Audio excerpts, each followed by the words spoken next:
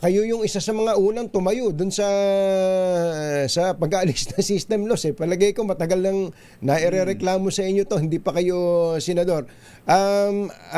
Moving forward, ano pong gagawin ng Committee on Energy at gaano kabilis po ninyo ito ipapasa?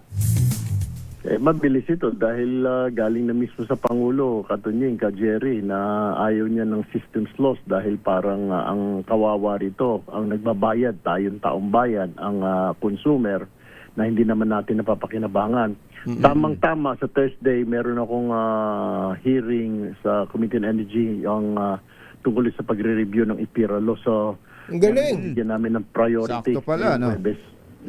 Wala bang pending proposed bill na related po sa sinabi ng Pangulo? Yun, o yun mismong sinabi ng Pangulo ang tema? Wala actually. Ang nakalagay lang, review the IPIRA law. Kasi maraming butas yung batas na yan eh. Parang isa na nga dyan yung systems loss na yan na kung bakit pinayagan nila at bakit walang habas na pagtaas ng mga power generators at distributors.